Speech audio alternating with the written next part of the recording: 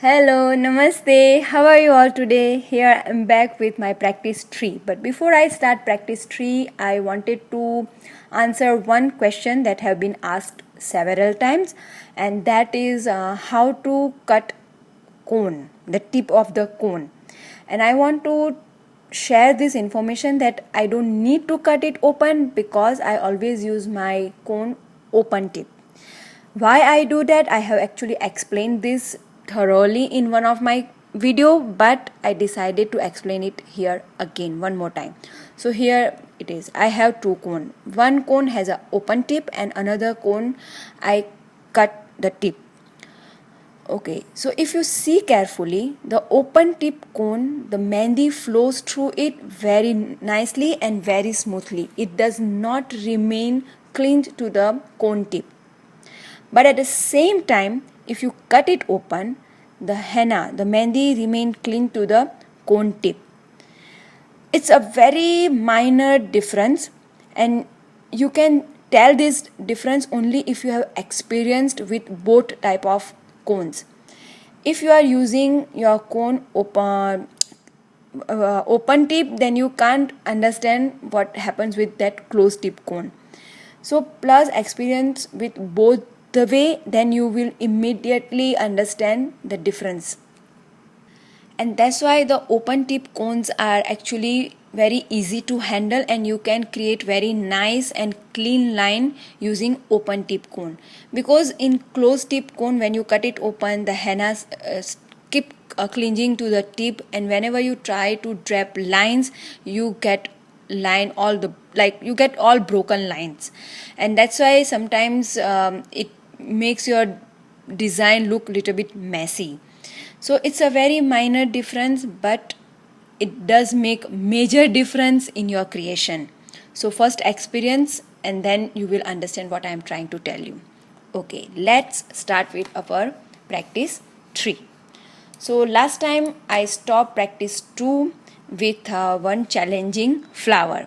Now I can see that so many people have done practice 2, but very few people have done practice 1.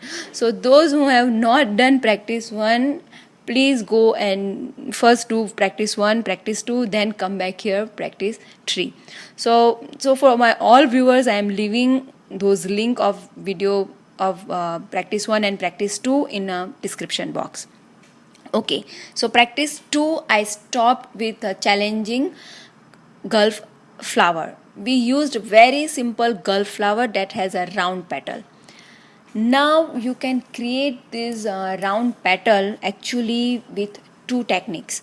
I always discuss these 2 techniques. Like one is a simple technique where you can draw a line and then fill it up that empty space, and another is a speed and pressure technique. That's a Gulf technique. So this simple flower also you can achieve using either technique. I started drawing this flower on swirl base. That swirl base is decorated with frill. So I created this simple flower using swirl and frill base. Now swirl you can draw 2 different ways. Either you can go from outside to inside or inside to outside. Both way is a correct way. You have to use whatever you feel is a right way. So many times I use a swirl where I am going from outside to inside, because then I know how much space I have to use. So whatever way you use is perfectly alright if you get the perfect swirl. That's the main aim. Okay, now one more thing I want to discuss here is I have seen many people when they draw frills on a straight line, they get perfect frill. But the same frill, if they draw on a circle, they messed up. Now, what exactly happened when you draw frills on a circle? That's the challenge actually I want to leave for today. You try, if you are a beginner, you try frills on a straight line and frill on a circle. If you face that challenge, then let me know.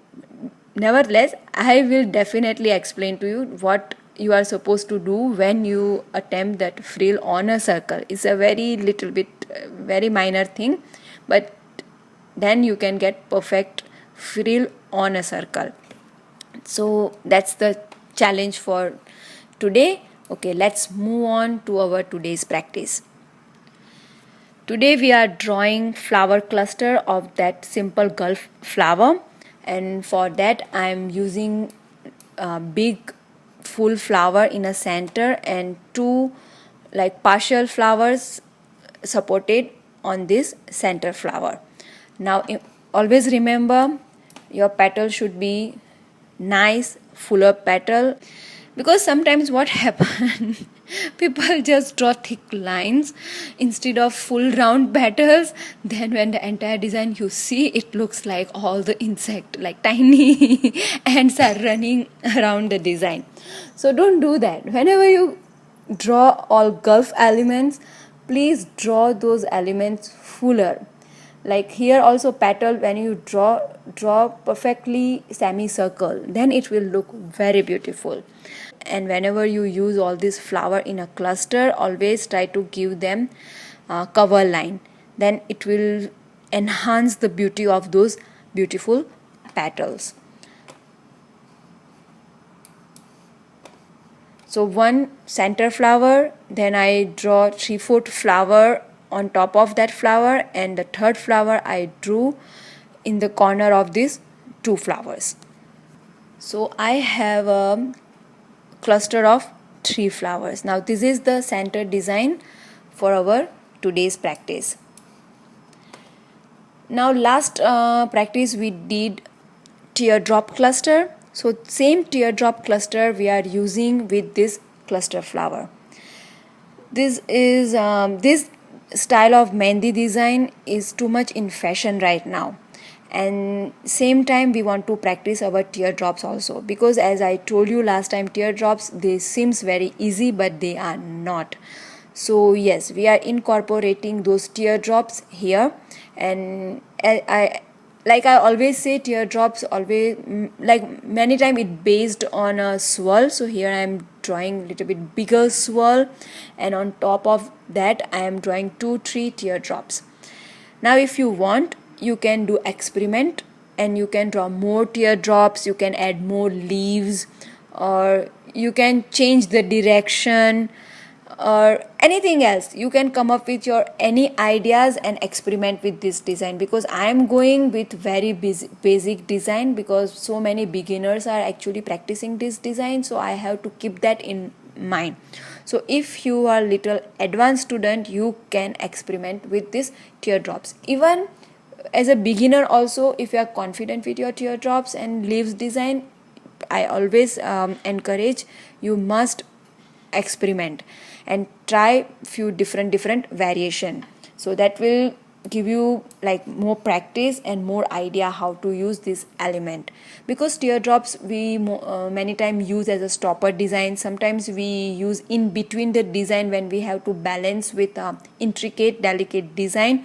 So they are very versatile element. You can use them to like fill up space very fast, like you have to do very big design, so these are like fast element you can incorporate in your design. Now next to the teardrop, I am using simple line element, like these straight parallel lines.